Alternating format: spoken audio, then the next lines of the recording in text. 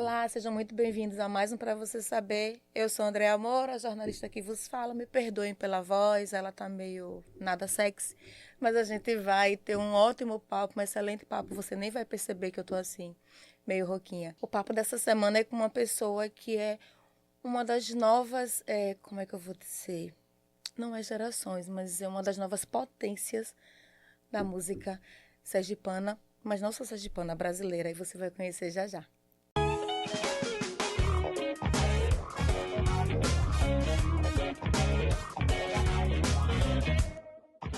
Se você ficou curioso ou curiosa para saber quem é esta pessoa que está fazendo um big sucesso no mundo da música, fica aqui agora porque você vai conhecer essa sergipana linda. A mulher é muito bonita. A mulher de uma elegância, de um charme, que você se encanta só de olhar para ela. E ela tem uma história tão boa, ela tem tanta coisa para lhe contar. E a gente vai bater o papo com ela agora. Bem-vinda a ela, ó. Seja muito, muito, muito bem-vinda ao nosso espaço para você saber. Muito obrigada, estou muito feliz de estar aqui e vamos bater esse papo, né? E descobrir e a gente se encontrar, né? Nas ideias, nos pensamentos, vai ser muito bom. Vamos sim. Vamos começar você falando quem é esta pessoa. Essa pessoa que está na música há pelo menos 15 anos, mas não só na música. Você é um artista que você tem múltiplas facetas, digamos assim. Fala um pouco sobre você, Ela. Olha, bom, eu sou uma sergipana apaixonada por Sergipe. A minha formação se inicia aqui em Sergipe, né? Cresci, né? Sou cria ali do Getúlio Vargas, de um bairro onde a cultura é muito presente, né? O Centro de Criatividade foi a minha primeira escola de estudo, né? De aprendizado ali, ainda muito na infância, com 13 anos eu comecei a estudar teatro, teatro popular e teatro infantil. Então, minha carreira começa muito, né, na perspectiva de me descobrir o corpo enquanto ferramenta ainda na infância e, de fato, depois de um tempo foi virando a minha profissão, né? Então, eu iniciei mesmo meu trabalho profissional como atriz, passando por alguns grupos de teatro daqui de Sergipe, Grupo Raízes, fazendo alguns musicais, alguns espetáculos e, principalmente, a área musical me tomava muito mais, né, dentro desse âmbito do teatro. E antes mesmo do teatro, eu já tinha uma vida de atleta, né? Eu iniciei a minha vida dessa pesquisa corporal mais para o esporte. Eu fui ginasta, fiz ginástica rítmica por muitos anos. Era um atleta realmente compromissada, viagens pelo Nordeste, pelo Brasil, medalhas. Então, minha vida foi migrando um pouco do esporte para a arte, né? Então, eu vim da ginástica rítmica, da ginástica eu migrei para a dança, da dança eu fui para o teatro musical foi trazendo a música cada vez mais, então eu comecei a estudar canto também. Então, eu era uma jovem, um adolescente que estava sempre na escola e as minhas tardes e noites eram repletas de esporte, música, dança, teatro. Tinha dias muito preenchidos, né? E acho que a princípio a arte veio muito como um lugar de preenchimento. A minha mãe teve essa grande sensibilidade de uma criança ansiosa que eu era, com muitas ideias mirabolantes sempre, muito criativa, para tudo, assim, estava sempre criando, sempre pensando, sempre trazendo personagens, sempre trazendo humor no meu dia a dia. Então, minha mãe me colocou para fazer arte muito no intuito de trabalhar o meu íntimo, né? Então, foi algo muito especial. Assim, vamos trabalhar a sociedade na arte, no teatro, na música. E aí, ali, por médio dos meus 15 anos, isso foi virando uma profissão. Comecei os meus primeiros cachês, minhas primeiras apresentações, mas tudo muito múltiplo, né? E Uhum. não havia nenhuma fronteira diante do que eu estava fazendo, né? Eu estava entendendo que eu estava me desenvolvendo, não havia uma perspectiva de uma escolha do que eu De um queria, segmento do que é só, que você né? vai ser, não tinha essa pressão, e sim muito mais um trabalho voltado para me conhecer, para me ampliar no mundo, meu pensamento, meu corpo. Então, eu sou filha de uma cientista social, né? Uma Marca. Yalorixá, uma escritora. Meu pai músico também, Jorge Dutti, um pesquisador. Então, e minha família, né? Principalmente materna, com quem eu convivo muito mais, sempre teve essa perspectiva de que o jovem precisava ser amplo nos pensamentos, nas ideias, né? Então, a minha carreira começou muito dessa perspectiva do cuidar e virei atriz logo no começo. Depois comecei a pensar num caminho musical. Aí ali na Universidade Federal de Sergipe eu entrei para fazer artes visuais, né? formada em artes visuais, licenciatura pela UFES. E quando eu entrei nos corredores da UFES, fui me encontrando com os primeiros alunos do curso de música, né, que era ainda muito Sim. recente naquele período. Falei, eu vou montar uma banda, um projeto solo. Então, ali por meados de 17 anos, eu comecei a me lançar como cantora. Já vinha com essa carga do teatro e comecei meu trabalho musical. E aí a música foi crescendo juntamente com todas as vertentes, né? E tudo foi caminhando, né? Até eu lançar o meu primeiro EP, depois migrar para São Paulo. E aí vem a história toda. E era isso que eu queria Onde a música realmente me lhe abraçou. chamou, né? Foi o chamado, na Foi verdade. bastante. É. E é isso que eu queria que você falasse, o porquê de migrar para São Paulo, né? A gente sabe que o eixo sul-sudeste, ele é sempre muito mais forte nessa pegada da música. Foi necessário ir para lá para poder ter uma visibilidade maior ou não? Quando você migrou para São Paulo, o que era que você buscava? Eu senti que eu já tinha experimentado bastante aqui, né? Já tinha participado de campanha, já tinha gravado no cinema, já tinha vivido algumas experiências, né, com a música, shows, espetáculos, enfim, né? Eu vivi uma vida muito intensa nas artes em Sergipe, Em pouco assim, né? tempo Em também, né? pouco tempo, assim, né? Principalmente no teatro, eu passava, né, quando a gente estava em turnê com os espetáculos infantis, em sua maioria, era o dia todo, eram 7 apresentações por dia, teatro escola, musicais. Então, assim, eu sentia que eu precisava principalmente estudar mais. Não fui para São Paulo apenas no intuito da carreira, eu fui para Uhum. estudar.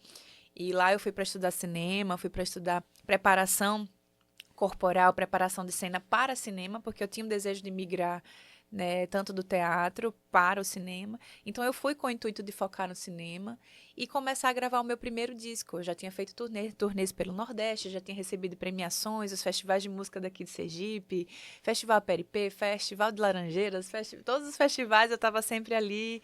Então, eu sempre tive muito o foco da perspectiva de onde eu queria pensar a minha carreira como etapas mesmo. Essa etapa eu quero. E eu sentia que eu já tinha alcançado grandes etapas aqui, que eu precisava ir um pouco mais longe, né? Com a perspectiva do que eu queria trazer. E eu já era uma artista gestora, né? Desde aquele começo, as minhas turnês, eu fiz turnê pelo Sertão do Cariri, pelo BNB, percorri alguns estados do Nordeste e sempre eu mesma buscando contatos, buscando conhecer pessoas, buscando gerir a própria carreira. Eu não tinha produtor, não tinha um agente naquela época e eu fazia esse papel, né, de gestora da própria carreira. E a partir das redes sociais, eu fui conhecendo muitos artistas que eu já admirava aqui. Eu mesma escrevia, mandava, oi, eu sou meu trabalho. E aí fui fazendo amizades, né? Eu conheci o Miranda, que era um grande crítico musical, um grande produtor, que infelizmente já partiu, mas foi um cara muito importante que ouviu o meu primeiro EP e fez, guria, né? Você tem um negócio especial, tem que vir por aqui para São Paulo, não pense em vir por aqui. E aí eu fiz a minha primeira turnê em São Paulo de maneira independente, custeando a própria turnê. E lá passei uns 15 dias conhecendo muitas pessoas, inclusive tive uma reunião com ele. Isso, né, esse momento que eu saí da rede social onde eu conheci essas pessoas e marquei reuniões pessoais e fui muito bem recebida.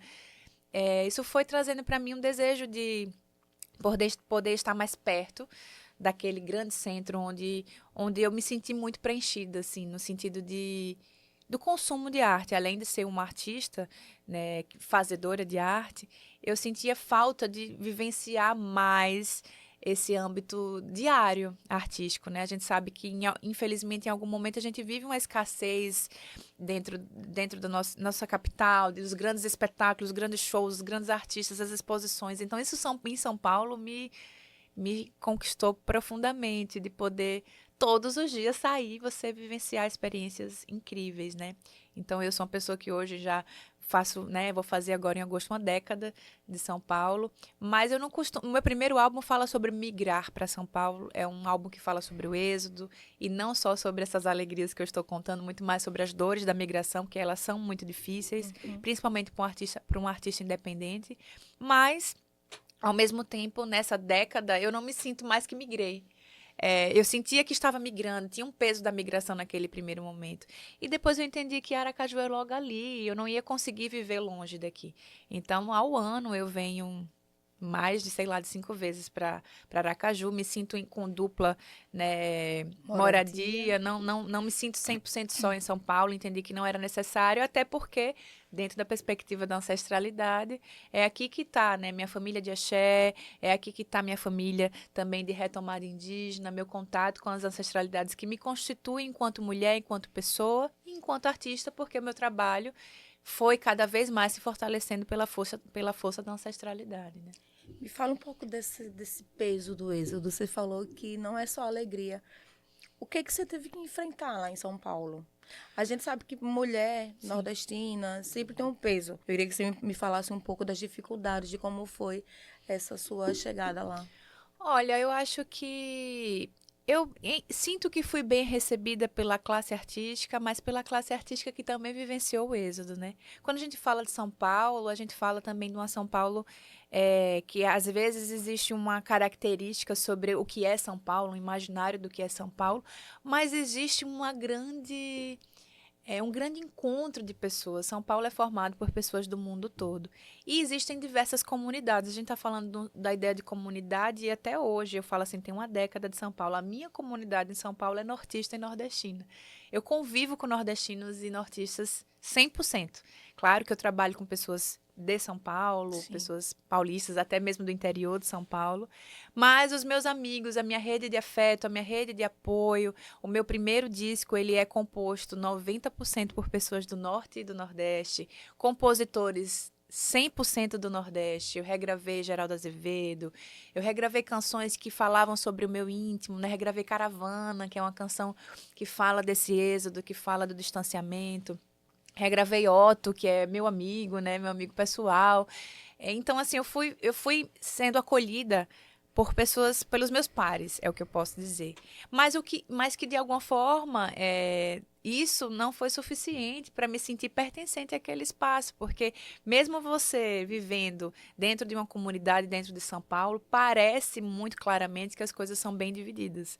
Vocês moram aqui, mas vocês não são daqui. Isso é muito claro de você não ser, não pertencer, embora a gente movimenta, a gente fomenta, a gente sabe que a população nordestina ergueu a cidade de São Sim. Paulo e é muito forte, muito presente a cultura, né, de muitos dos nossos, né, em São Paulo, mas existe uma divisão daquele que é o paulistano nascido em São Paulo, existe essa xenofobia que ela é velada, mas dentro de uma soberba de quem realmente pertence àquele lugar, né? Uhum. E às vezes a gente é visto num lugar caricato, num lugar, nossa, do Nordeste, da onde? Imitar o sotaque.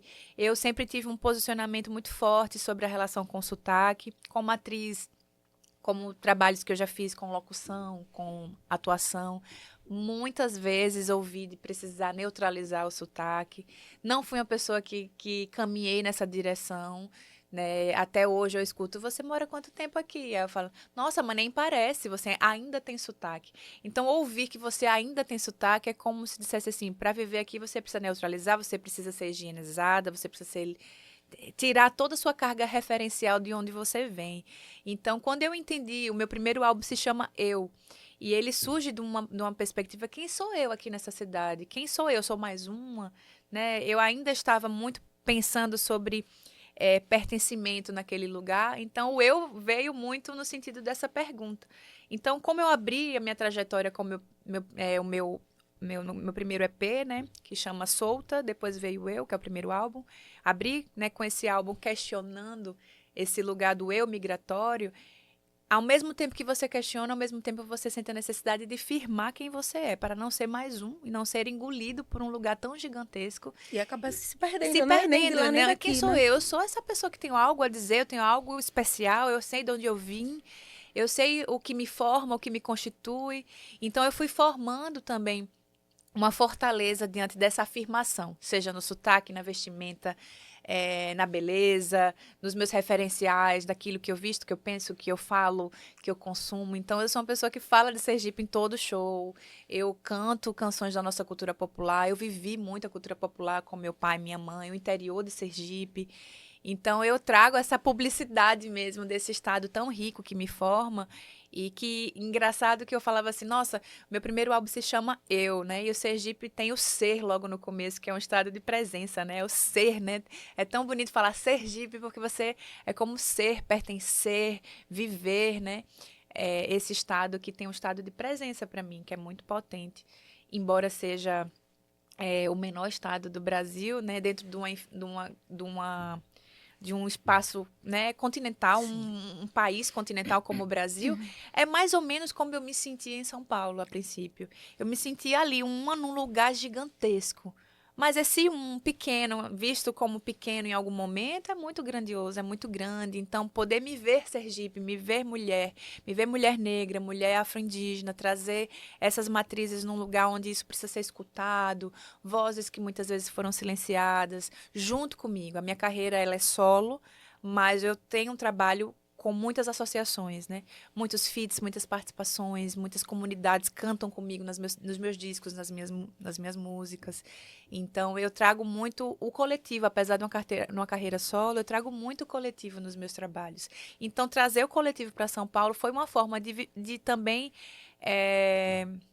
vencer a xenofobia, vencer o racismo muitas vezes, vencer o estranhamento sobre aquilo que eu era, porque você comentou sobre a beleza ela é algo, vamos dizer assim, importante ou não, porque beleza também é algo tão Subjetivo. subjetivo, e eu nunca me calcei nesse aspecto, embora sempre tive uma autoestima trabalhada de me reconhecer como uma mulher que se sinta bem com quem. Eu acho que a minha beleza foi trabalhada muito por uma outra mulher, que é minha mãe, né?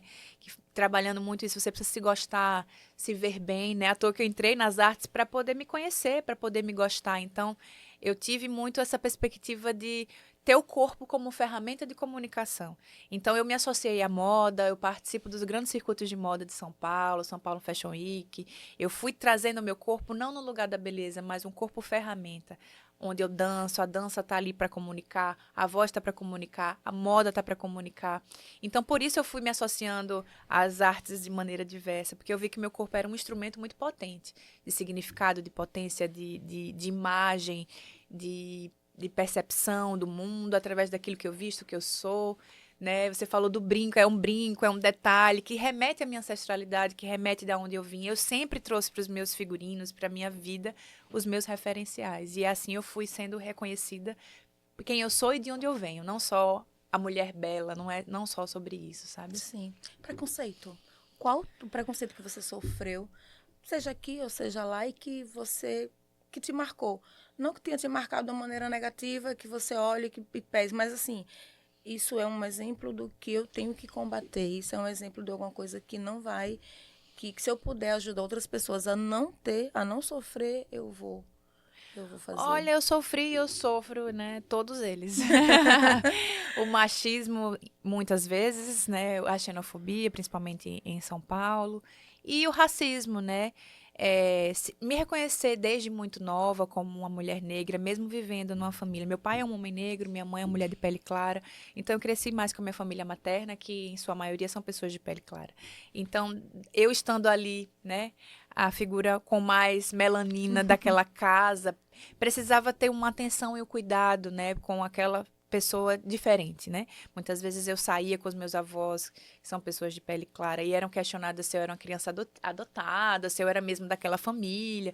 Eu vivi muito isso na infância, até porque eu vivia muito na praia, no mar, então a melanina ativava muito mais, né? Então, minha avó se preocupava com o tempo que eu ficava no sol, para que eu sofresse menos racismo. Menina, você vai ficar preta, fique menos no sol. Mas era um cuidado, né, que ela queria De ter para proteção, me né? proteger, porque não entendia muito esse universo.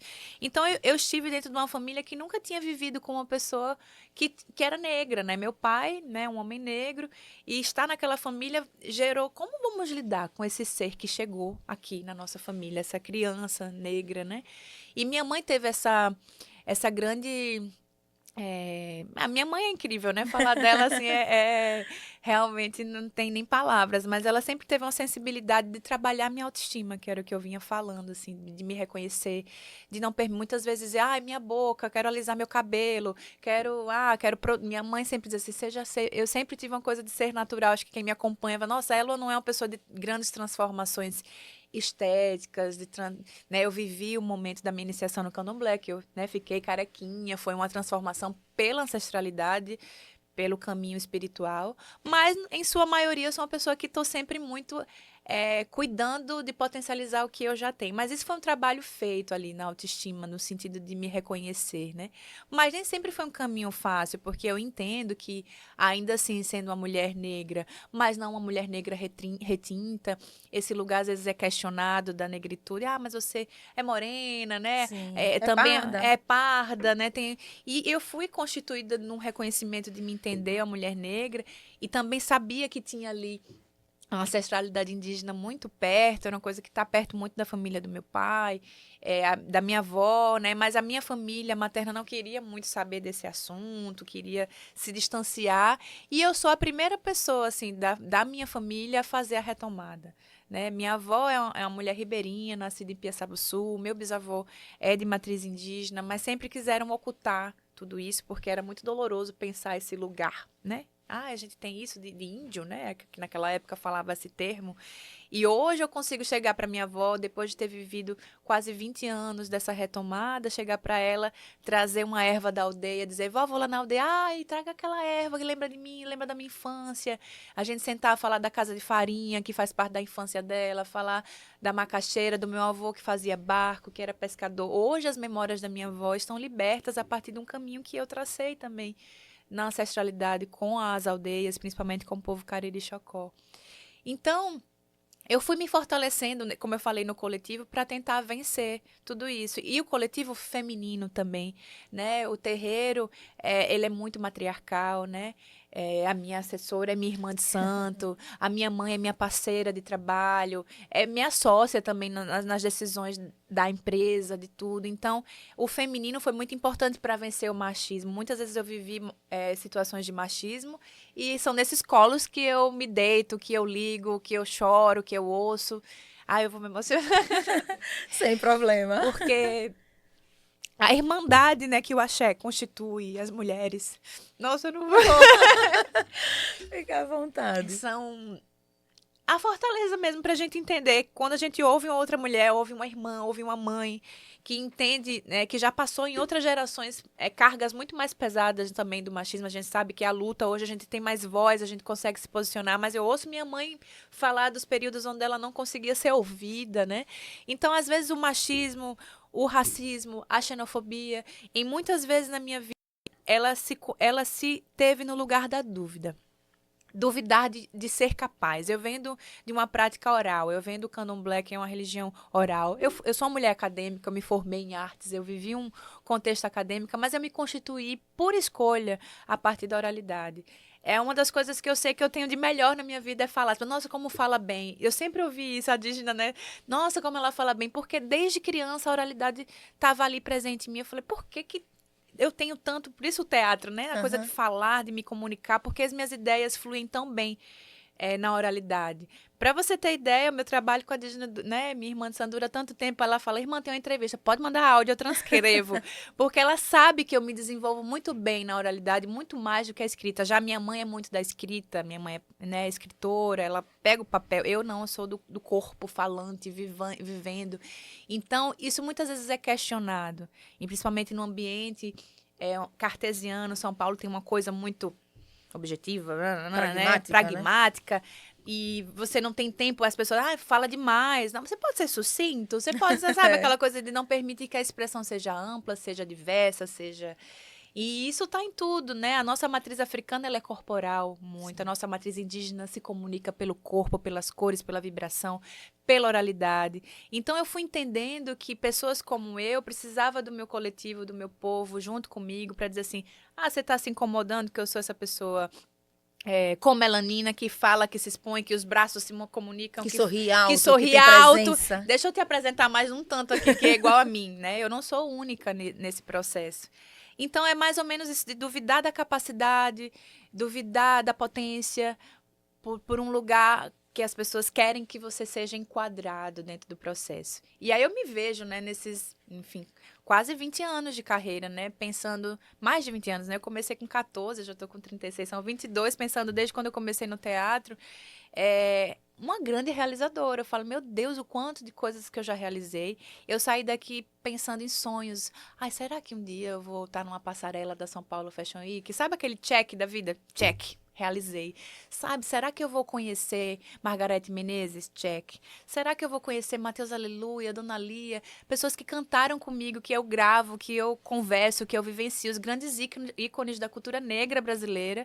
Eu posso dizer que eu troco, que eu vivencio, que eu aprendo com essas pessoas. Então, eu me sinto um artista que persegui o coletivo no sentido de ser referenciada, ser abraçada e seguir fielmente o caminho daqueles que me inspiram. Os principais, os grandes nomes dos artistas negros do Brasil, indígenas. Então, eu sou muito focada em estar junto com esse coletivo que me fortalece, né? Para vencer tudo isso que você perguntou. Que bom. Falando em check, vamos falar mais sobre esses checks, que eu sei que são muitos, a lista é grande, né? Passando por Carlinhos Brau, Sim. passando por Mestrinho e outros tantos outros. Eu quero que você me fale um pouco desse check que você já deu e dos que ainda estão em aberto que você pretende dar. Olha, tudo foi acontecendo de um jeito muito, acho que muito pela posição mesmo, né? O fato de ser mulher diferencia muitas vezes, lógico, infeliz por um lado ruim, né? A gente precisa muito mais de carga de posicionamento, enfim. Foram muitas dificuldades para me posicionar no mercado como artista que eu sou. Mas eu posso dizer que foi na força do coletivo e principalmente por essa firmeza, né? A firmeza mesmo de posição que eu tenho diante da minha forma de me comunicar, por onde eu ando. Eu sempre fui uma pessoa que busquei me preservar. E essa preservação me protegeu também. Eu comigo mesma posso dizer que fez com que eu pudesse mirar a minha energia para onde eu queria, né? Então eu fui muito focada durante todos esses anos. Então, quando eu falei assim, cheguei em São Paulo, eu tinha cadernos e cadernos. E eu até hoje, né, quem me conhece mais de perto, meu marido mesmo brinca sempre que eu tenho um papel chamado A Fazer. Todas as segundas-feiras eu boto a fazer. E é tudo que eu tenho para fazer naquela semana. Vai desde a cuidados com a beleza, cuidar de mim, a ir no banco, a escrever uma música, tudo junto e misturado. Então, semanalmente, eu sempre tracei, desde que eu cheguei lá, eu tracei muitos focos. E é muito legal pegar esses caderninhos. Eu tenho mais ou menos uns 10 cadernos de quando eu cheguei em São Paulo. Acho que um caderno para cada ano, de pessoas que eu fui conhecendo. E eu ia exatamente, eu quero conhecer essa pessoa. Ela vai estar no espetáculo tal, dia tal. Eu vou lá assistir, vou procurar saber quem é o produtor, vou apresentar meu trabalho. E eu fui apresentando meu trabalho e as pessoas me recebendo muito positivamente, assim como foi o Carlinhos. Nossa, que trabalho lindo, que especial que você fez. Vem aqui me conhecer no meu estúdio. Ah, que lindo. Então, foi muito tendo meu trabalho, o foco no trabalho, como um cartão de visita onde eu queria chegar. Então, todos os trabalhos que eu realizo, eles são um cartão de visita para um próximo trabalho, para uma próxima relação que eu quero abrir, uma próxima pessoa que eu quero conhecer. E assim foi o Alpará, que foi meu primeiro álbum com feats, com participações, né? Tiveram alguns feats, algumas participações, mas o Alpará veio o Mestrinho, veio Fabiana Cosa, veio o grupo indígena Sabucá, veio o grupo Mulheres Livres, que é um grupo de mulheres sul-africanas que participaram também desse álbum. E foi um álbum muito conceitual. Eu estudei muito para trazer o Alpará. Né? O Alpará é uma das qualidades de Oxum, é o orixá ao qual eu sou iniciada, mas é também o nome do rio, São Francisco, pelos povos indígenas. E esse álbum, ele foi produzido através da campanha de financiamento coletivo. Então, eu fiz uma pesquisa, eu fiz uma campanha de financiamento coletivo. A galera foi ali, né, participando da campanha, eu bati a meta, eu produzi que é o muito disco. Raro, né, de acontecer. Todos né? os meus álbuns, até chegar no ID, que é o último que teve a produção de Carlinhos Brau, junto com Yuri, foram produções de financiamento coletivo. Meu primeiro EP foi financiamento coletivo, o Eu também, o Alpará também. Então, eu sempre chamei o coletivo para estar junto comigo. Massa. E quando as pessoas viam que eu estava ali naquela batalha, dizer, nossa, ela tá fazendo, não, menina, eu tô com você. E uma generosidade muito grande, assim, eu não me associei a quaisquer artistas, eu me associei a pessoas generosas, né? E eu posso dizer assim, Fabiana é uma grande, incrível mulher, um abraço, o Mestrinho, Chico César, Carlinhos, enfim, Margarete, são pessoas generosas, porque quem é muito conhecedor e firme, eu tenho sempre isso pra mim, assim, eu me inspiro muito com essas pessoas. Quem tá muito tranquilo com o que se é, com quem se constitui, vai ser generoso com o outro, porque você tem sempre muito a dar, a acolher, a abraçar. Então, é, eu senti muito essa energia de quando eu chegava lá com humildade, de dizer, eu sou muito sua fã, você inspira meu trabalho, veja o que eu tô pensando aqui, tô pensando em produzir essa música. Ela fala do amor, do coração, da minha ancestralidade. E quando eu mandei o meu primeiro áudio para ser o Mateus Aleluia, ele ouviu, né, eu cantando a música que eu convidei, que era Água de Oxalá, para ele cantar comigo ainda no Opará, que ele participa do Opará também. Ele falou que coisa linda, é a sua oração para orixá, né? E como que eu vou me negar a uma pessoa que traz o amor para o orixá? Então, a conexão vem muito de um lugar de ela está muito focada onde ela quer chegar, tem um espiritual muito forte ali. Então, além de Oxum me abençoar muito na minha caminhada, eu me sinto abençoada por aqueles que veem o meu compromisso com a arte, com a ancestralidade, com o meu orixá, com a minha pesquisa, com a minha entrega, e se sentem felizes em estarem ali comigo. Então, esses cheques são essas pessoas, mas são os lugares por onde eu passei, os circuitos de arte, de música, de literatura, de moda, de cinema, de televisão, né? Participei da série Hebe na Rede Globo, fui jurada do Canta Comigo por 2 anos, um grande reality de música, né? E que incrível estar ali como jurada, vendo tantas histórias das pessoas que estão em luta pela música, né? Um programa que a pessoa chega ali, conta a história dela e a música é uma grande... Nossa, como eu chorava naquele programa. Eu era a jurada mais chorona do programa. Gente, eu chorava muito. E comecei no programa Canta Comigo Adulto, depois fui pro Canta Comigo Teen. Aí era que chorava meu mesmo. Deus do céu, porque eu lembrei da minha criança, né, ali. E as pessoas falando, nossa, eu vim pra esse programa com um sonho. A criança ali dizendo, a música me transformou, onde a música é uma transformação. Então, fazer música com verdade, com conexão, traz boas conexões. Eu acredito muito nisso. E aí, o que é que falta da check ainda? Melhor, antes de você me responder, eu não sei se era um check que você pensava, mas você, São Paulo se rendeu a você através do WME. Sim. Você é jurada, você recentemente cantou com a homenageada, que foi Dona Lia de Dona Lia. Itamaracá. Me fala um pouco sobre.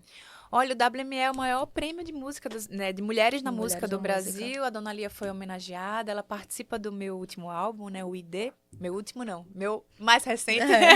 Sim. O mais recente, que tem a produção de Carlinhos Brown, Yuri Queiroga, e tem Dona Lia de Itamaracá, Seu Mateus Aleluia, Luiz Caldas, Margarete Menezes, Maestro Spock e o grupo indígena Minha Família, né, o povo Sabucá, Cariri Chocó. Enfim, esse álbum, ele representa as vozes da ancestralidade, né? Eu quis trazer comigo no momento de pandemia, um álbum que falava dessa força ancestral que estava presente tanto nas canções, porque 9 das canções são de minha autoria, das 10, mas também naquele movimento onde a ancestralidade estava segurando muito de nós aqui na Terra, né? Tanto os povos indígenas, tanto os terreiros estavam ali na linha de frente. E para quem né? Quem pertence, sabe a força que a gente estava movendo ali naquele momento. E aí eu gravei, né, com Dona Lia nesse álbum, uma canção dedicada a Iemanjá. A gente tem um clipe juntos que é meu clipe do coração, assim. Foi um encontro muito especial lá na ilha de Itamaracá. E mais uma pessoa incrível, generosa, né? De um abraço. Dona Lia, não tem nem palavras, assim, da doçura, da grandeza dela. Uma mulher reconhecida aos 70 anos, né? Quase, assim, ter um reconhecimento maior. Então, você vê, né? Uma vida inteira dedicada à ciranda, ao orixá, mas que nem sempre esse reconhecimento, numa maneira, vamos dizer, ampla, nacional, vem logo, justamente por isso, porque artistas que vivem esse contexto tem que vencer o racismo, tem que vencer uma série de coisas. Dona Lia era merendeira, né, vinha de uma condição... Então, assim, quando a Dona Lia foi homenageada pelo WME como uma das maiores artistas desse Brasil, e de fato, eles quiseram trazer junto a Dona Lia a nova geração, que segue um caminho semelhante, que segue um caminho de firmeza com que compõe, com que eu não me desvio daquilo que eu penso para as composições, para aquilo que eu quero para o meu trabalho. Eu não me desvio de orixá, eu não me desvio do meu caminho espiritual, que está completamente fortalecido naquilo que eu escrevo, que eu canto. E aí eu fui convidada para dividir esse momento, essa nova geração, junto com ela ali, nessa homenagem. Assim como estive também no Prêmio Sim à Igualdade Racial, recebi uma moção, né, inclusive de aplausos da Câmara Municipal de Aracaju pela minha participação no Prêmio Sim, que é o Prêmio Sim, onde artistas que, através do seu trabalho, promovem a igualdade racial no Brasil, né? Então, não é só um trabalho artístico, é um trabalho que busca lutar contra o racismo, lutar, né, contra todos esses, enfim, não tenho nem palavra para dizer o que são essas dores que a gente vivencia, né? E a música é uma ferramenta de luta, né? Então, assim como Originários, que é uma série, né, que eu estou, né, como diretora, condutora, sou idealizadora da série, começou a partir de um desejo de ver e vivenciar ali nas aldeias com o meu povo realidades muito intensas e dizer assim, essas histórias precisam ser contadas. Sergipe não se reconhece indígena, Sergipe não sabe muito sobre ser indígena, Sergipe, Serigi, né, ser indígena. Então, são muitos anos, né? Eu cheguei na aldeia ainda na infância, fui convidada a fazer o caminho de volta e vivendo ali naquele solo aldeão, muitas experiências que vivi, e também São Paulo, porque a gente está sempre junto em São Paulo, fazendo shows com o Grupo Sabucá. Eu me vi como uma ferramenta de potencializar mesmo, uma ferramenta capaz de potencializar essas vozes. Eu sou uma pessoa que sempre quando alguém fala, ai, vamos dar vozes, vocês não estão dando vozes a ninguém, já as vozes estão aí, elas sempre estiveram. Não se dá voz, mas se coloque Se como dá uma um espaço, ferramenta, né? né? Se coloque como ferramenta, se coloque como uma ferramenta possível a partir dos acessos que você tem, porque eu tive muito mais acessos, né? E eu me coloquei na missão de ser uma ferramenta. Então, em meus discos, em meus shows, agora no audiovisual ainda mais, assim como eu tive o Eu Oxum, que foi meu primeiro documentário feito junto com a minha mãe, sobre as mulheres no terreiro, sobre Oxum. Agora tem o Originários. Originários, que é uma série. O Eu Oxum circulou o Brasil em vários festivais, premiações, e agora o Originários está em produção, para justamente ampliar, né, através dessa ferramenta televisiva, essa ferramenta audiovisual, as vozes, os depoimentos que precisam ser ouvidos. Na série eu estou como uma condutora, mas uma condutora não distante, não é uma entrevistadora, não é uma pessoa que vai lá para fazer perguntas, mas alguém que vivencia isso há tanto tempo, que vivencia uma retomada compromissada em sempre estar ali como um aprendiz. Então, eu sou uma grande aprendiz na série, que vivencio, ouço essas histórias, sento mais baixo, ouço os anciões, as crianças, os adultos, os jovens, ouço todas essas histórias de luta para poder entender como me posicionar no mundo de um jeito diferente, esse coletivo que me ensina. Então, quando você pergunta desses checks, eu acho que, tipo, quando eu estou ali com Dona Lia, eu estou como um aprendiz. Quando eu estou aqui na aldeia, eu estou como um aprendiz. São pessoas que vieram antes de mim, que têm muito a ensinar. Eu vejo a caminhada dela, eu falo, me inspira, eu quero estar ali. Então, tá junto com ela ali, representando uma nova geração que se inspira numa geração que está ali potente, no palco, trazendo tudo que ela traz, é muito especial. Tá ali nas aldeias, me colocando com humildade de um aprendiz, é muito especial. E essa série vem se constituindo, é o primeiro produto audiovisual, né? A primeira série audiovisual indígena do estado de Sergipe. Ainda não tem data para ser lançada, mas a gente está em produção, a gente já gravou a grande parte dos depoimentos, né? Eu dirijo a série junto com Dani Hinch, que é uma mulher também muito potente do audiovisual, né? Que traz também todo o conhecimento dela do audiovisual para a série, um ativismo no audiovisual. E eu trago o meu ativismo político, trago a minha presença, trago o meu histórico também no audiovisual, porque eu sou uma artista que estou ali dirigindo os meus clipes, estou roteirizando, estou vivenciando, né? Figurino, meus clipes eu assino, né? Em sua maioria, além também do Eu Oxum, que foi meu primeiro filme documental. Eu me entrego no audiovisual também como alguém que faz, né? Eu sou uma realizadora audiovisual também.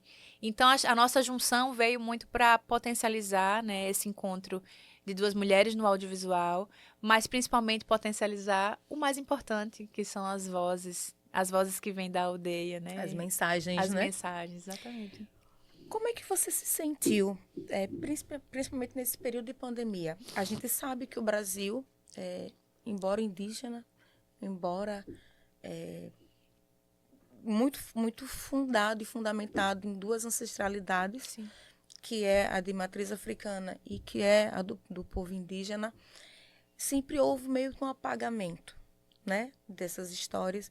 E aí a gente teve um período que foi, acho que, de trevas, de obscurantismo, por questões políticas, e aí juntou que foi a pandemia.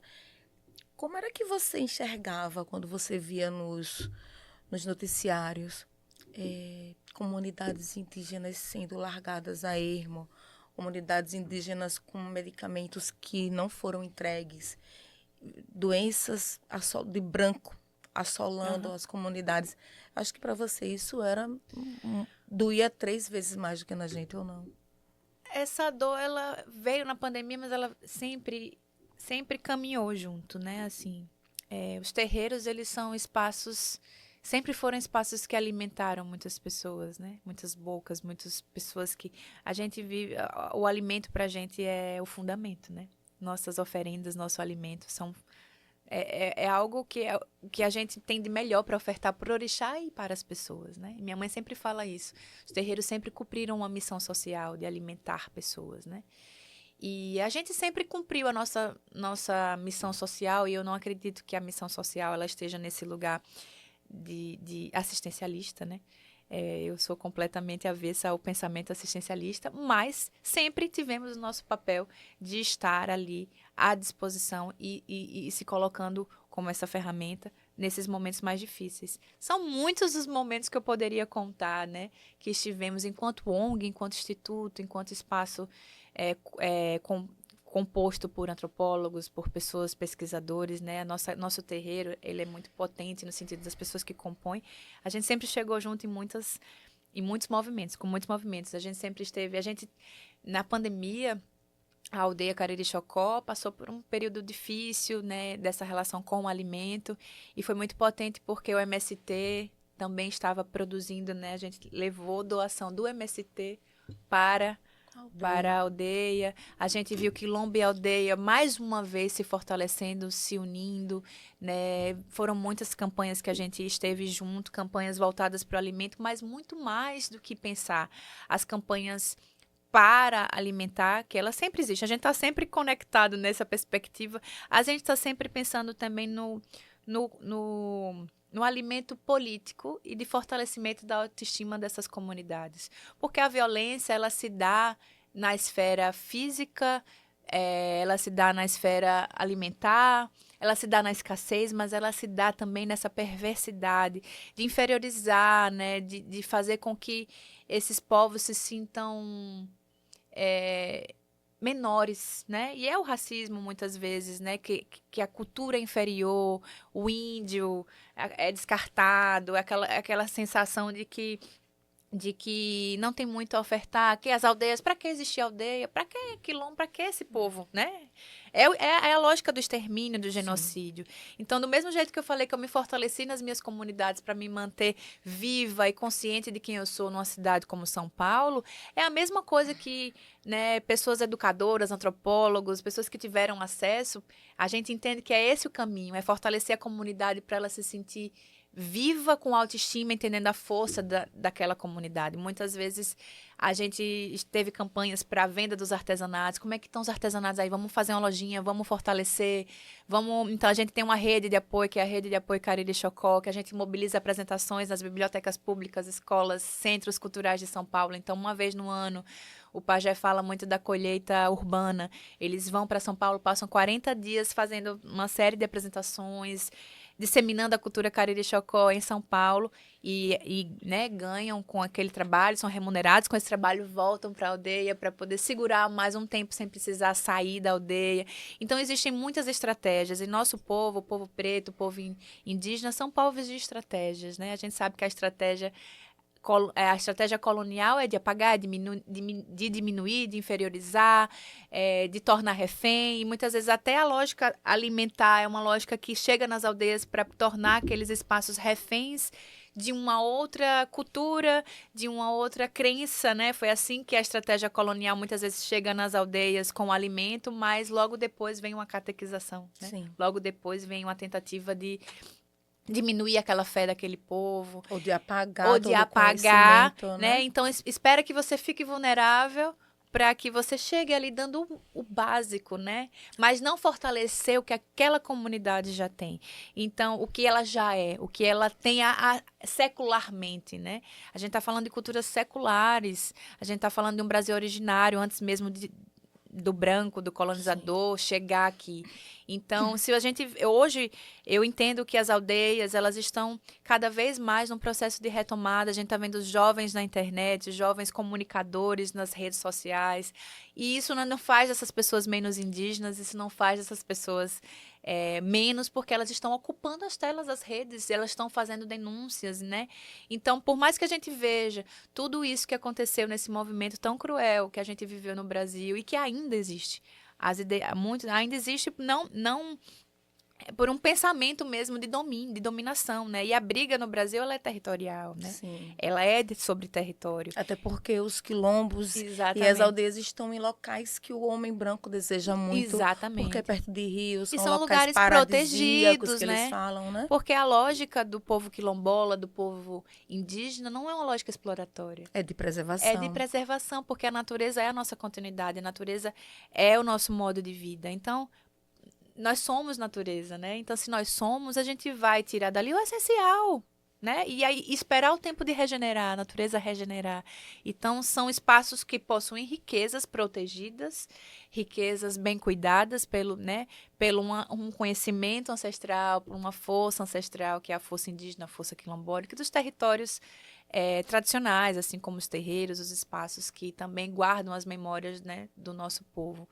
Então, são muitas estratégias que a gente precisa pensar ao longo de uma vida, né? Ela é alimentar, ela é de segurança pública, ela é de políticas públicas, ela é de fortalecimento da cultura, ela é de fortalecimento da autoestima. São muitos os pensamentos para poder você conseguir ter, junto com a comunidade, um fortalecimento para lutar contra tudo isso, né? É manter todo mundo junto, forte, erguido, de cabeça erguida. E quando o básico falta, a gente chega junto. Sempre. Sempre chegaremos, né? Porque tivemos muito mais privilégio. Eu me reconheço também com o privilégio que tive de nunca ter passado fome. É uma dor muito grande. Então, eu estou sempre ali mobilizando campanhas. Mas não é a campanha que eu quero trazer à frente do meu trabalho junto com as comunidades indígenas. Eu não quero que as pessoas me vejam como uma pessoa que leva alimento na aldeia. Eu tenho pavor de pessoas que se promovem por levar alimento na aldeia, assim. Eu tenho pavor disso, assim, sendo bem sincera. Eu quero estar ali mostrando o quanto, dentro do privilégio que eu tive, eu consegui me entender como pessoa aprendiz e que eu estou ali para estar junto, auxiliando na autoestima do meu povo. Eu quero que meu povo se sinta forte para conseguir manter-se vivo com estratégias para, junto com a beleza cultural que existe ali, ampliar o cenário de vivência. Por isso que as caças urbanas, quando eles vão para São Paulo, quando a gente produziu junto com o Yuri, né, meu companheiro, que é produtor musical, a gente produziu o primeiro álbum musical do grupo Sabucá. E esse álbum, através do disco deles, o primeiro álbum deles, eles conseguiram fazer apresentações no Brasil inteiro, ver a beleza dessa cultura. Então, eles hoje falam de cachê, eles falam do valor deles, hoje eles falam da organização social, eles têm o CNPJ, eles se organizam, Então, existe um momento muito fortalecedor também de muitas aldeias estarem entendendo o quão fortes são, o quão belo é essa cultura e o quanto isso precisa ser dimensionado na beleza e na potência que se tem, sabe? Que maravilha. Vamos falar um pouco de você, o eu espiritual. Sim. Gente, minha voz tá uó, mas tudo bem. Tá saindo, devagarzinho, mas tá saindo. Vamos falar sobre duas matrizes que têm poderes ancestrais muito fortes. E como é que você consegue unir as duas? Veja, como é que você consegue unir a espiritualidade indígena junto com a espiritualidade, né, africana. Como é que você consegue organizar isso tudo na sua potência? Me fala um pouco sobre sua caminhada dentro do terreiro, né, seu reconhecimento, como é que as pessoas te enxergam, né, você sendo essa bandeira, né, como você já falou, da sua ancestralidade, que a gente sabe também que, infelizmente, as pessoas ainda têm um pé atrás, tem muito preconceito com a questão da espiritualidade. Bom, como eu falei, ainda na infância eu fui despertada, né? Quando eu conheci o Pajé Pauanã, Crodi, Cariri Chocó, né? É um grande mentor, um grande amigo. A gente se conheceu na infância e ele sempre falava assim, você é uma de nós, né? Eu ainda muito pequena, depois fui para a aldeia a primeira vez ali na adolescência, fui vivendo processos, né? Muito especiais na aldeia, mas a minha ancestralidade indígena, ela sempre esteve ali. Porém, em algum momento, principalmente quando eu fui para São Paulo, eu já tinha feito alguns processos no terreiro. A minha mãe já era, né, de candomblé. Eu vivenciei um processo da minha mãe de luta inclusive contra o racismo religioso, muitas dificuldades que minha mãe viveu quando entrou para o candomblé, principalmente numa família altamente cristã, que era minha, né? Vencer isso até dentro de casa e fora de casa também, nos ambientes da universidade, né? Nós fomos colegas ali dos corredores da UFES, minha mãe estudava, eu também.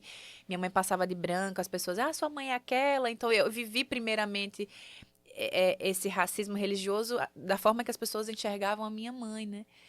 E ela sempre muito firme ali, né? Hoje uma Yalorixá, já há algum tempo. E aí, quando eu fui para São Paulo, eu vivi dores espirituais, eu vivi doenças espirituais, né? Principalmente por estar longe, por isso que o êxodo, eu falo, quando você pergunta, foi muito doloroso, porque eu estava longe desse chão ancestral. Eu sentia muitas dores, eu tinha muitos sonhos, eu tinha muitas dores físicas, emocionais, uma fraqueza mesmo para suportar aquele tamanho daquela cidade, de tudo que acontecia lá. Então eu precisei voltar. E na volta para cá foi onde surgiu o Eu Oxum, que foi um filme prévio ao meu processo de iniciação. Então toda a minha carreira é sempre contando uma etapa que vem ali na frente, né? Eu fiz o Eu Oxum, o filme viralizou na internet. E eu lancei o Eu Oxum no final de dezembro. Em janeiro eu me recolhi. Depois, quando eu saí, depois de 56 dias de recolhida, que eu saí, eu tinha uma caixa de e-mails repleta de mensagens, convites para festivais de cinema negro. E eu falei, meu Deus, ali nasceu uma cineasta, ali nasceu também uma Iaô, uma artista, né, nova, renascida para o candomblé. Hoje eu tenho 7 anos, esse ano eu recebi, né, o cargo de Aquequerê, da casa, né, da minha mãe. E minha mãe é a Lorixá, eu sou a mãe pequena da casa. Essa missão de cuidar de outras pessoas, essa missão de cuidar dos filhos daquela casa, junto com a minha mãe, de estar ali lado a lado. Então foram muitas etapas, né, nesses 7 anos. E aí você pergunta como eu concilio. Eu acho que, primeiramente, eu entendi que Oxum, né, o meu ori, a minha cabeça, o orixá, era o que me seguraria para poder estar firme nessa caminhada e sempre numa consonância, no respeito com os processos indígenas. Eu nunca fui afoita, né? Tem gente que fala, ai, você já tomou isso? Você já vivenciou? Não. Não, porque eu tô primeiro vivenciando o meu compromisso com o orixá, com o Oxum. O pajé compreende isso muito belo, né? O pajé, inclusive, conheceu minha mãe de santo, mãe Bequinha, num show que eu fiz na Praça General Valadão.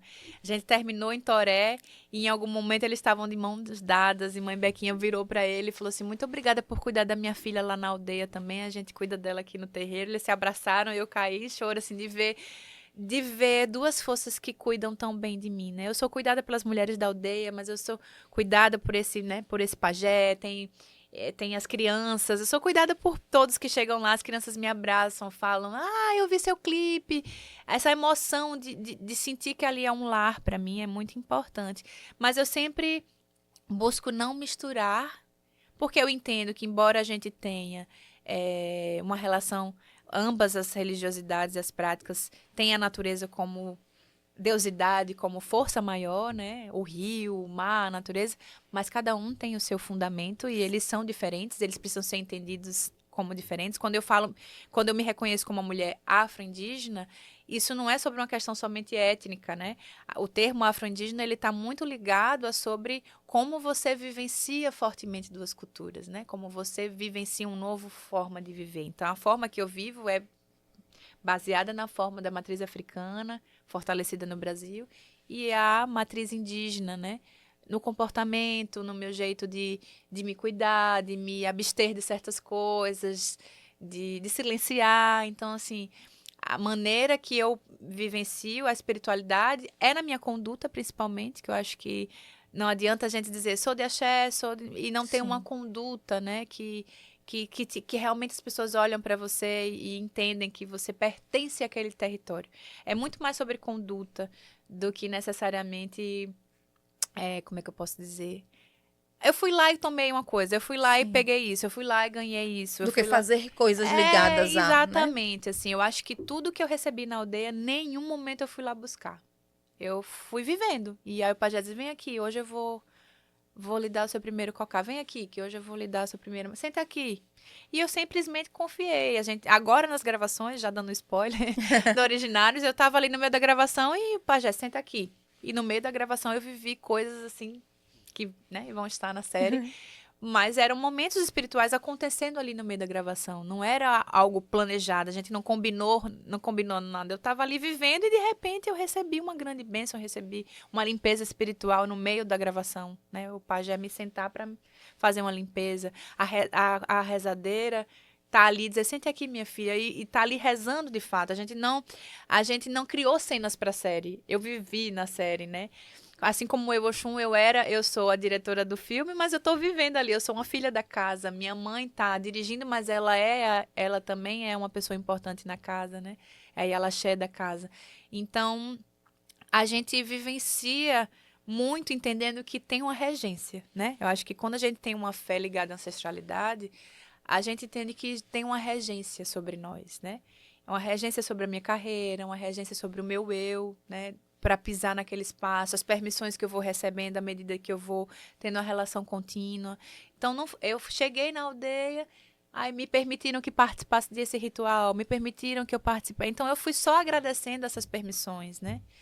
E fui indo. Do mesmo jeito que no candomblé eu sou conduzida, né? Quando eu era abiã, eu era permitida para algumas coisas, e eu tive outras permissões. Hoje eu sou iaquequerê. São outras permissões que me são dadas para ver, para participar. E isso são bênçãos para se agradecer, né? O orixá entende que você está um pouco mais pronto para aquilo. Então, não ser afoito, não ter pressa e entender que a condução é do sagrado é o que eu busco para poder respeitar cada caminho onde eu piso e cada chão sagrado que eu vivencio, né? Que lindo. Me fala um pouco da Eu Empreendedora. Eita! Eu digo que eu não sou uma empresa, eu sou a eu presa ainda. Presa em milhões de trabalhos ali que eu não posso largar porque é sobre mim mesma, né? Posso nem me demitir. Quem é que... Vamos lá. Você, enquanto sua gerenciadora, sua empresária, sua Sim. produtora, me fala sobre o que você fez, ou se você não foi buscar cursos para entender melhor mesmo de gestão de carreiras, se você pretende pegar essa sua expertise e gerenciar outras pessoas, gerenciar outras carreiras. Me fala um pouco sobre o Eu Presa. O Aláfia Cultural, né? Hoje não, eu tenho a Aláfia Cultural há mais de 15 anos, né? Começou ali como um MEI, uma empresa só para dar conta dos meus cachês que vinham, e isso foi crescendo no entendimento da potência da gestão, né? Bom, eu falo sempre da minha mãe como orixá, pesquisadora, né? Mas a minha mãe foi, né, se aposentou como fiscal de tributos. Minha mãe foi fundamental para me entender, para também entender algo que às vezes é muito difícil para o artista, mas a gente precisa entender sobre direitos patrimoniais, os direitos do artista, sobre o patrimônio, sobre a criação, sobre a própria carreira, sobre se valorizar no mercado, sobre como se posicionar, o valor do seu cachê, o que é que você representa, um bom release, a sua história, uma assessoria de imprensa bem construída, um pensamento sobre como você quer se posicionar no mercado. Eu estou aqui, né, com a minha irmã, tanto tempo produzindo matérias e como eu me posiciono no mercado, né, em Sergipe principalmente, e outras assessoras que trabalham comigo em São Paulo, né, são várias pessoas que já trabalharam comigo ao longo desse tempo. Então, tudo parte de uma gestão onde eu entendo também que o profissional que chega sabe muito do que está fazendo, né? Não é uma gestão vertical, nunca foi. Eu sempre fui uma artista que queria me posicionar, mas eu sempre dizia assim, irmã, principalmente com a Disney, eu estou precisando trazer mais o meu recorte na moda, porque eu estou fazendo tanta coisa legal na moda, vamos ver alguns veículos para a gente potencializar esse meu trabalho com a moda. Nossa, irmã, estou fazendo um trabalho aqui com audiovisual, a gente precisa posicionar o meu trabalho audiovisual.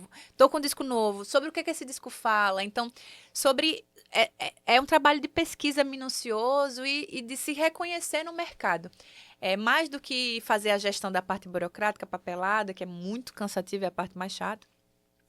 Hoje eu tenho assessora de comunicação, tenho produtora, tenho advogado, tenho contador. Hoje eu tenho pessoas específicas, mas em algum momento isso não houve, era 100% eu sozinha fazendo todo esse trabalho. E tendo auxílio da minha mãe, que falava, ó, fiscalmente, ó, o MEI é assim, a nota é assim, tem que gerar isso, o valor tal, ISS. Eu tive que entender sobre tudo. Fiz cursos no Sebrae, muitos cursos no Sebrae, fiz cursos com auditores fiscais, como minha mãe, colegas de trabalho que, né, forneciam cursos, e cursos em casa, né, ouvindo aquela mulher me explicar tanto sobre responsabilidade fiscal, os editais, as inscrições, responsabilidade com documentação. Então, eu tive esse acesso, né, foi muito importante para mim, mas mais do que essa parte burocrática, existe também o artista que se entende gestor, às vezes nem sempre se sente no começo. É isso que eu falo, ele abre um e-mail ali, não, é para gerar nota para o meu trabalho. Aí ele gera um trabalho, daqui a pouco ele gera outra coisa incrível, aí ele lança um disco, e aí quando você fala, nossa, eu fiz isso tudo sozinha, assim, sozinha. Eu pensei tudo isso, se eu pensei, eu me geri, eu me provoquei, eu me coloquei no mundo, eu me posicionei, eu estou me gestando, eu estou me gerindo. Então, quando eu me entendi que tudo que eu fazia, quando eu mandava aquele e-mail, oi, conheça meu trabalho, eu estou fazendo um trabalho de mailing, eu estou abrindo contatos. Eu mesma fazia isso. Então, se eu fazia isso, eu estava abrindo o meu nome no mercado, né? Não era uma mera ousadia, era alguém que queria se posicionar, né? E isso o artista independente muitas vezes precisa, porque nem sempre ele tem esse suporte de vários profissionais. Ele acaba sendo um monte de coisa ao mesmo tempo, até lá na frente conseguir ter a sua equipe.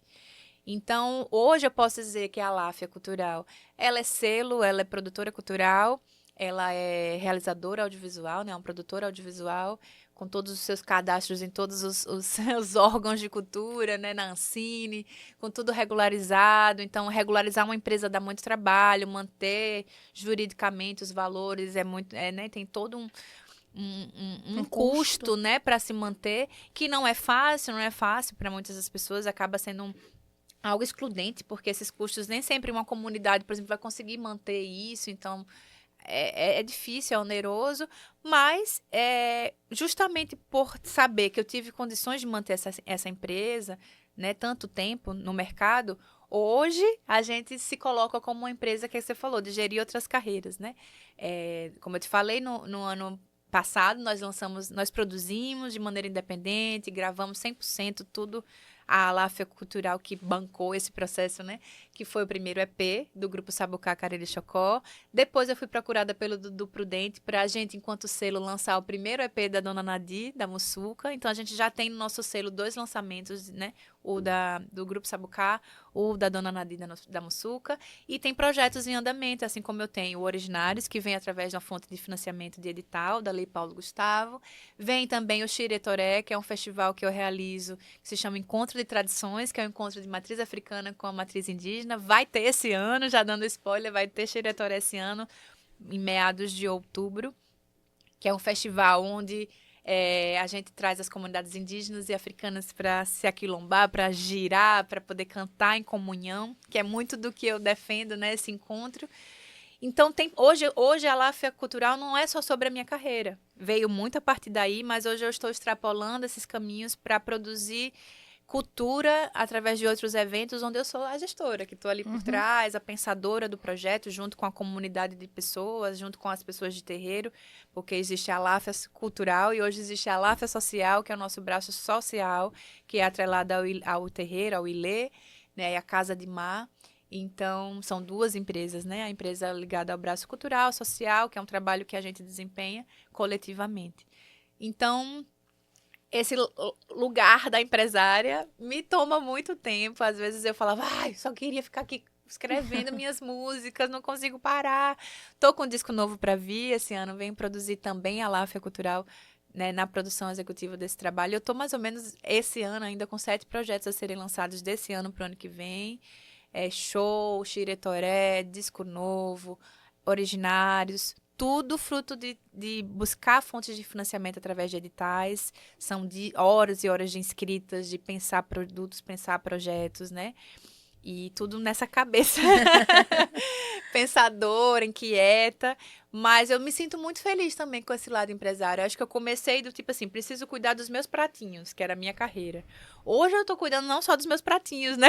Já Tá vem cuidando de uma prateleira uma inteira. prateleira e vendo essa prateleira crescendo, chegando pessoas novas e fortalecendo aquilo que eu sempre acreditei, como artista política, vendo o meu povo de terreiro junto com o povo de aldeia, vendo o evento acontecendo, vendo pessoas, a plateia ali querendo descobrir mais sobre a história do nosso Brasil, sem ser uma história colonial, sem ser uma história que já foi tão massificada e contada. Então, meu compromisso hoje social com a Láfia Cultural, com a Láfia Social, é muito mais do que a mim própria, né? Eu sigo sendo uma artista que vem continuando aí meus trabalhos, lançando disco novo, mas hoje eu me sinto fortalecida para poder, através do que eu tive acesso, do que eu aprendi, fortalecer outras comunidades e outras pessoas que não tiveram acesso. Esse é o intuito da Láfia, né? E a palavra Láfia eu tenho tatuada no braço, quer dizer abertura de caminhos. Então, eu tatuei essa palavra, eu nem era do candomblé, eu escutava a mãe Bequinha falando Aláfia, ela jogava búzios pra mim, eu não era ainda, mas às vezes ia me consultar, ela, ai, minha filha deu Aláfia. E eu achava tão lindo esse nome, Aláfia, meu Deus, o que quer dizer mãe Bequinha? Ela, quer dizer abertura dos caminhos, caminhos largos, caminhos prósperos. E aí eu tatuei. E até hoje, né? Virou o nome da empresa, virou. E hoje é isso. Para mim, eu me vejo como uma pessoa que abre caminhos, né? Com essa ferramenta que eu me transformei, abrindo os meus e também auxiliando para a abertura de caminhos para outras pessoas, né? E essas pessoas também me ensinando muito na vida, né? Uma troca, né? Uma troca, é. Não é uma pessoa que vai por todos, eu não tô aqui para salvar, mas assim, me disponibilizar, né? A essa troca sincera e sempre como uma aprendiz. Fala um pouquinho de você na moda. Como foi que você chegou ao São Paulo Fashion Week? Qual foi a sensação de estar naquela passarela que é a mais cobiçada do país? E se você tem novos projetos na moda? Já são 4 edições desfilando, né, para São Paulo Fashion Week e ainda assim dentro da perspectiva da moda associada a estilistas e pessoas que estão, né, dentro desse mesmo circuito, né? Eu desfilei para Naya Violeta, que foi a estilista que assinou o meu figurino do álbum ID e que foi a primeira vez dela na São Paulo Fashion Week, trazendo uma moda afrocentrada do cerrado goiano, trazendo os congados, trazendo a cultura popular, mulher de axé, mulher de terreiro. Depois eu desfilei para o Maurício Duarte, que é um estilista indígena. Então, todas as pessoas que eu desfilei, também desfilei na Casa de Criadores, para a Mônica. Todos os estilistas que eu me associo são pessoas pretas, são pessoas com protagonismo dentro da cultura negra, indígena, a Molina, a Mônica. Aqui em Sergipe, eu tenho uma relação muito forte com o Altair Santo, que é um artista que vem ribeirinho, vem também da potencialidade da cultura, da pesquisa voltada para a renda irlandesa, cada irlandesa. peça linda que ele Então, tem. assim, sempre associada àquilo que eu acredito. Eu não visto aquilo que eu não acredito, né? De fato, assim, que tem uma lógica comercial exploratória, enfim, né, que trabalha com mão de obra escrava, jamais trabalharia assim, jamais vestiria algo nesse sentido. Eu penso muito em me associar a estilistas que são também do corre independente, que estão ali fortalecendo outros coletivos, o coletivo da renda, o coletivo da aldeia, o coletivo das mulheres que trabalham com a palha, que trabalham com conhecimento manual. Então, eu cheguei muito a partir do que eu já fazia com os meus figurinos, né? Já trazia isso. Fui me associando na moda, fui muito abraçada pela moda rapidamente em São Paulo. E aí, a primeira vez que eu desfilei na São Paulo Fashion Week, eu fui destaque do desfile da Naya Violeta. O álbum ID foi a trilha sonora da passarela. Meu álbum foi a trilha inteira do desfile. Ela convidou o álbum para ser trilha do desfile. Uma parceria linda, uma mulher incrível. E no meio eu cantei a música Realeza, né? Falando da realeza da mulher, que é uma música de autoria minha, onde a Margarete Menezes participa junto comigo. E foi minha estreia na São Paulo Fashion Week. Aí depois eu vim nas outras edições com a Naya, mais uma vez, com o Maurício Duarte. E pisar nessa passarela. Depois trabalhei também com Eita, agora me faltou o nome. Devo lembrar. Também trabalhei com a comunidade asiática, que é uma comunidade muito importante, né, em São Paulo. Com a Fernanda Yamamoto. Agora, desfilei para a Fernanda Yamamoto também na São Paulo Fashion Week, que embora seja uma mulher, né, de matriz asiática, traz uma força também da comunidade, convida artistas e pessoas racializadas, negras, indígenas para a passarela dela, nessa comunhão de pessoas asiáticas com as pessoas indígenas, negras. Ela tem um pensamento social muito importante de reciclagem na moda, de reutilização, de não ao descarte. Ela é uma mulher incrível também. Então, assim, eu pisei em várias passarelas, né? Em vários lugares. Um era uma passarela reta, o outro era... o desfile da Fernanda foi em meio ao Parque Ibirapuera, na natureza. Então, não é só desfile. A moda hoje, ela não é só sobre vestir. Ela é política, ela é sobre os corpos, ela é sobre onde você pisa, ela é sobre consciência. Então, eu entrei no circuito da moda hoje, muito mais nas passarelas, a partir do momento onde a moda começou a se repensar. A gente veio de um processo onde a moda precisou também repensar, inclusive os corpos da passarela, né? Sim. Eu sou uma mulher que talvez há um tempo atrás não fosse vista como uma modelo de passarela. A altura não é tão magra, né? E hoje a gente vê a diversidade de corpos. E eu adentrei nesse momento onde estilistas que pensam diversidade. Tem gente que ainda não está pensando, não. Segue com as mesmas pessoas, mesmos biotipos na passarela. Mas eu me associo a quem pensa em diversidade. E que bom que a São Paulo Fashion Week se abriu, né? Para esses espaços onde corpos diversos, corpos magros, corpos gordos, corpos negros, indígenas, ocupam aquele espaço. Então, nossos corpos ali na São Paulo Fashion Week, nossos corpos na passarela, são corpos que estão também protestando por um lugar que precisa ser demarcado, né? Então, eu fui chamada muito pelo que eu represento também, pisando naquele chão, né, da moda, né? A gente está caminhando já para o final, infelizmente, porque eu sei que a gente ficaria conversando e conversando e conversando.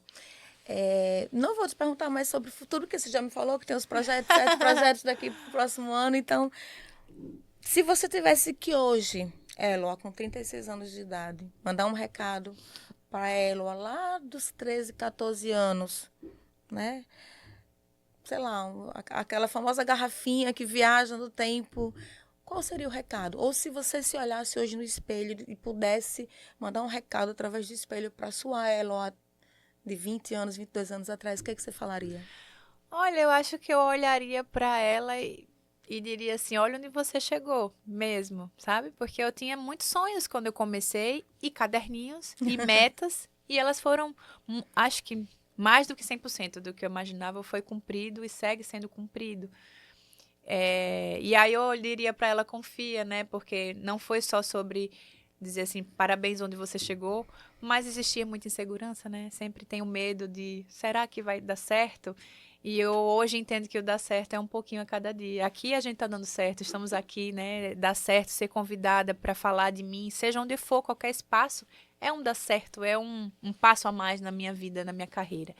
Então eu sou uma pessoa grata, eu acho que eu olharia para ela e dizer assim, olha, a mulher de 36 anos segue feliz com o que você pensou lá atrás e agradecida por você ter sido tão, né, focada e ter apontado uma lança, né? E agradecer não só a ela, mas a minha mãe, principalmente, que trouxe a arte para mim num lugar terapêutico, mas que virou o sentido da minha vida, assim como uma religiosidade e tudo que eu sou hoje. Então, eu não tenho como olhar para essa menina sem olhar para a mãe também, que é uma mulher muito importante para mim. Que massa. Para encerrar, vamos para o nosso carimbado, digamos assim, para o nosso selinho do para você saber. Eu vou te falar 5 palavras e aí você vai me falar o que vier à sua mente. São palavras que eu vou catar agora, puxando aqui da nossa conversa, e aí você me fala o que vem à sua mente, tá? Sem censura, Sim. sem amarras. Preconceito. Infelizmente. Infelizmente, assim, eu não tenho nem... Quando a gente pensa que a gente alcança novos lugares e isso vai cessar, vem uma nova onda, né? Às vezes é velada, às vezes ela é disfarçada de um bem-querer. E aí a gente precisa ter muita estratégia, né, para se manter firme. Então, eu seguirei nessa luta, porque é algo inadmissível para mim. Ancestralidade. É tudo para mim. É tudo que me faz vencer tudo isso e muito mais, assim, vencer principalmente a mim mesma. Acho que é uma luta com o ego, com aquilo que eu preciso e eu quero ser no mundo. A ancestralidade não é só para fora, ela é principalmente para dentro, é principalmente para um repensar e um se reposicionar no mundo, né? Empatia. Ancestralidade. Eu acho que a ancestralidade, ela é esse lugar de empatia, né? Consigo, com o outro. É uma palavra que eu não vejo desatrelada da ancestralidade. Acho que empatia é algo que a gente precisa carregar no nosso fazer ancestral, né? Respeito. Respeito é substância para mim, é a substância básica da vida, assim, para tudo. Para o trabalho, para a arte, para a música, o respeito precisa estar na base. É a grande base para mim, assim, o chão firme precisa ser de respeito. Eu preciso pisar em chãos que o respeito é firme. Se eu sentir que o respeito é meio bambo, né, que ali não está firmado no respeito, a minha tendência de vazar é muito grande. Amor. Amor é Oxum, né? Para mim é o orixá que me constitui e que me ensina que o fazer pelo amor é uma grande sabedoria, né? Há quem pense que as ferramentas estão na faca, na arma. O amor, para mim, é a maior ferramenta capaz de vencer muitas batalhas. E o amor não é uma coisa só banal, doce. O amor próprio é doloroso, o amor pelo outro é doloroso. Amar com continuidade é doloroso, não é uma coisa romântica. Então, eu não acredito no amor romântico. Eu acredito no amor que consolida e que firma mesmo, assim, o amor e firmeza. Para mim, amor é sinônimo de firmeza. Se você tivesse que dar algum conselho ou falar algo que você disse, eu queria falar, mas ela não me deu oportunidade, ou ela não me perguntou. Um recado final, qual seria? Para quem está assistindo, para quem ficou com a gente até agora. Eu diria que não persiga a fama. Eu hoje penso assim, que talvez a menina lá de trás pensava na fama. Hoje eu não penso em fama, hoje eu penso em realizar, eu penso em ser grande, né? E foi uma força, uma entidade que me falou assim, que o meu caminho não seria de fama, seria de grandeza. Então, se eu pudesse transmitir o caminho que a espiritualidade me trouxe, é isso. Pense na grandeza, na grandeza. E a grandeza está em pequenos gestos, está na empatia, está no respeito. Muito mais do que a fama. A gente está vendo uma era de influencers, likes e tal, né? Essa coisa da fama, os famosos, né? E a gente fala, brasileiros gostam de famosos, não de artistas. Sim, E aí, infelizmente, eu falei, então beleza, eu sou artista. Então eu não estou em busca de fama. Eu estou em busca de fundamento no que eu faço, né? Verdade no que eu faço. De legado, né? De legado, de história. Então, pode demorar muito tempo para dizer, nossa, foi reconhecida. Sendo bem sincera, não é isso que eu busco, assim. Se 10 pessoas a mais me conhecerem, eu tô feliz por essas 10, pelas 20, pelas 30 que vêm.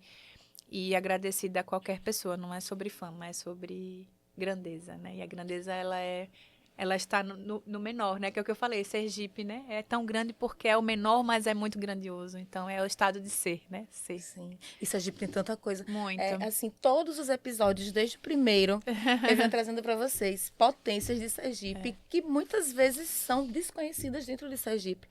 Mas em todos os campos, na arte, na música, no esporte, na escrita, são aprendizados diários, assim, semanais, na verdade. Desde quando a gente retomou o podcast, e você é também uma das, assim, dessa grata surpresa, que não é surpresa, mas que infelizmente não está exposto como deveria. Talvez a questão da fama, né? Mas que bom que você existe. Que bom. Obrigada. Sou muito grata pela sua vida, pelo seu trabalho, pela sua essência. E assim, a gente está encerrando, mas eu vou encerrar de um modo diferente.